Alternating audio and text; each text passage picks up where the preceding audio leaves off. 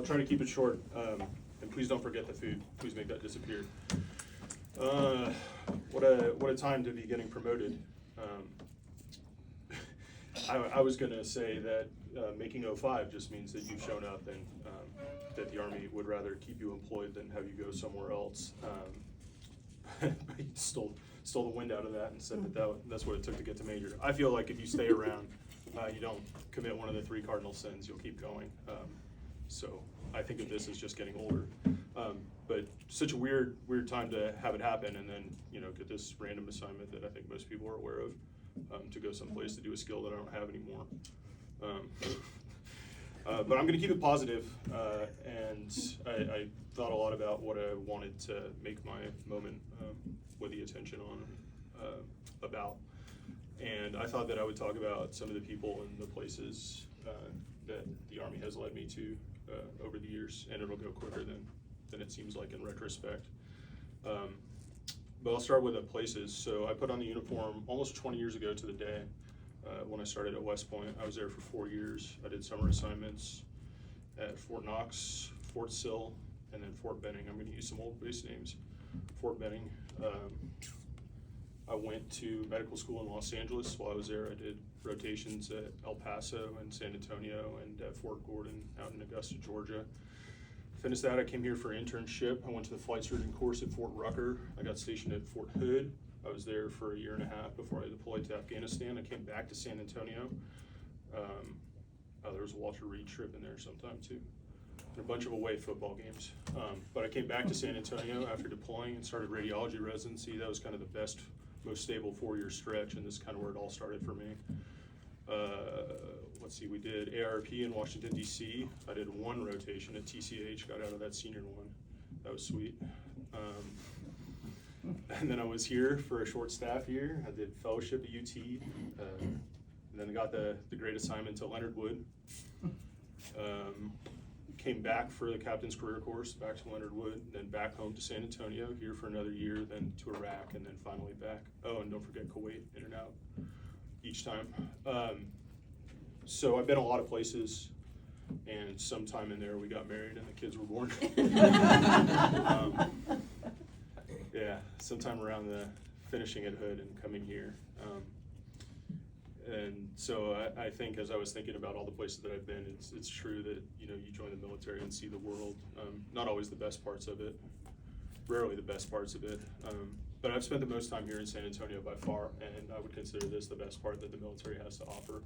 It's no accident. I mean, some of it's been by choice, and some of it's been getting compelled. But I like it here.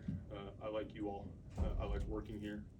I enjoy it. I've met some of the finest quality people here. There's been a lot of mentors and leaders and supporters and well-wishers along the way, but I'll transition into some of the people here who I'd like to give special recognition to. And if I leave you out, that doesn't mean that I haven't thought of you. It's just I don't have time to go through everybody. But in short, if you talk to me outside of like a group text message, like you are meaningful to me, you're important to me. And even if you don't,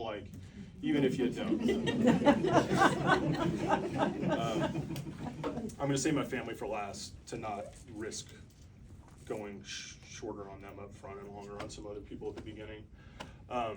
But Dr. Walker's incredible. He makes this place what it is.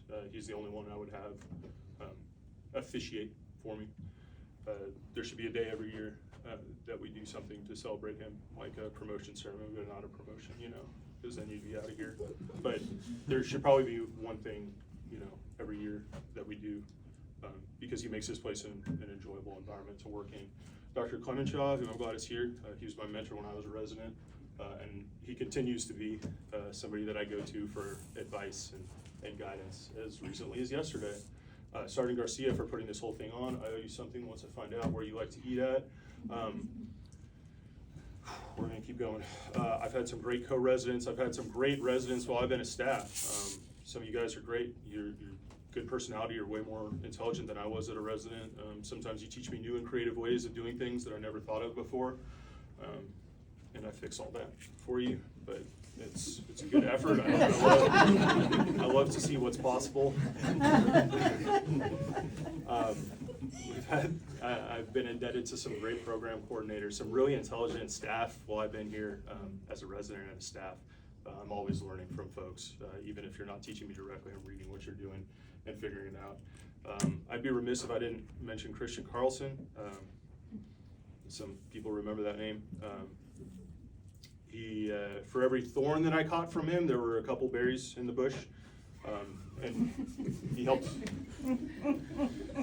me get here too. Matt Marty, he's a NCO who's retiring tonight.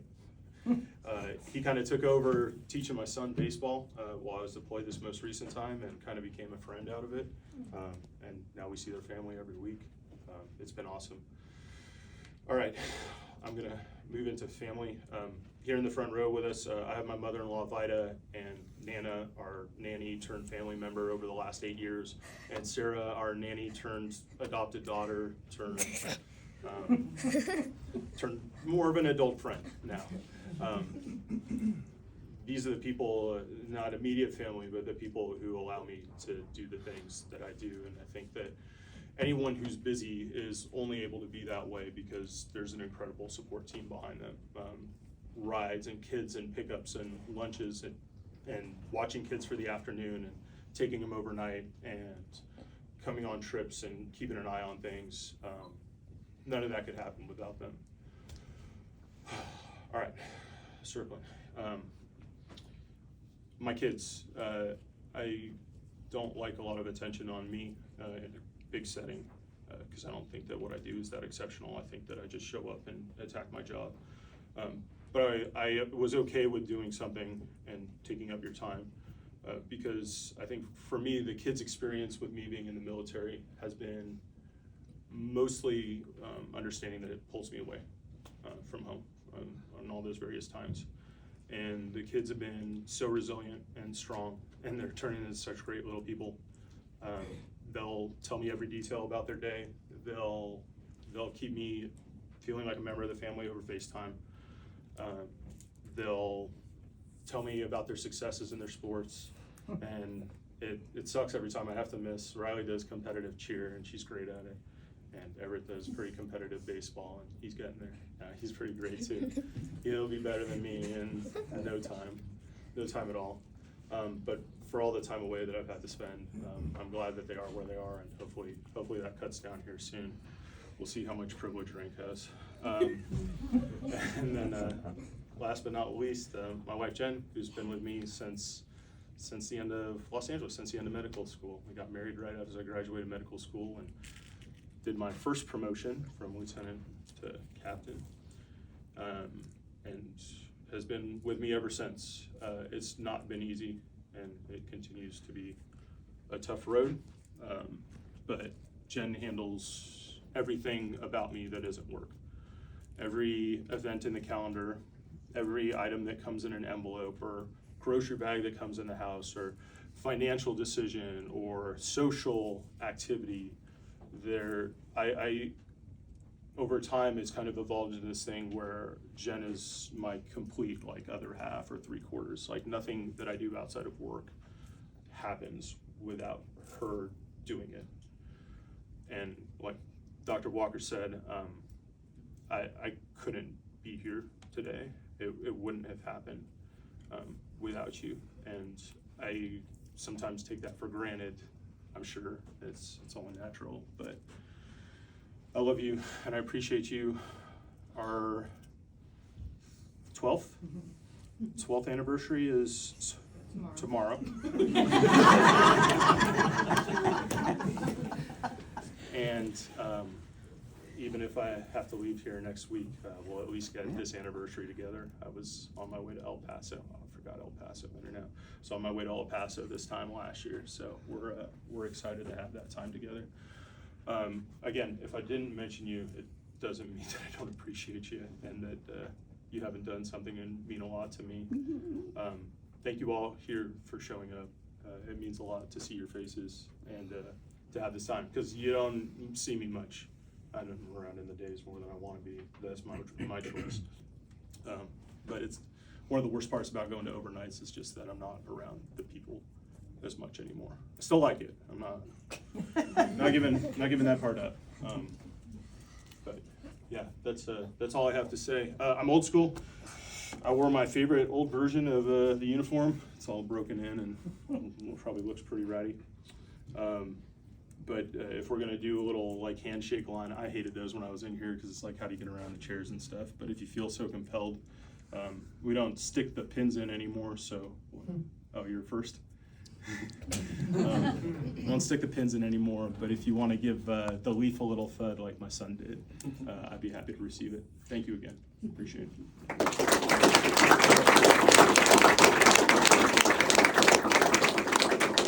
Would you like to be first, sir? Or are you wearing my old hat? Ladies and gentlemen, it is with great pleasure to present to you Lieutenant Colonel Stephen Hull, United States Army.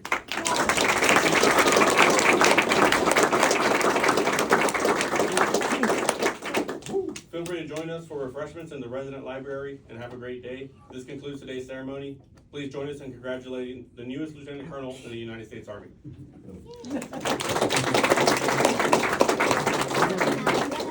You get to stand here. You can give high fives. Let's go. Two.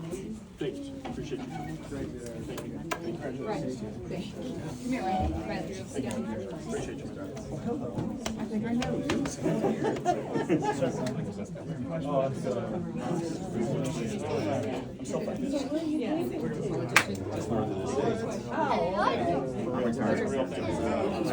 For real.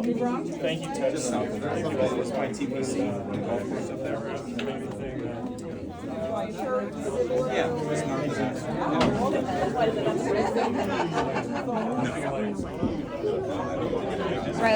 Riley. I want this first.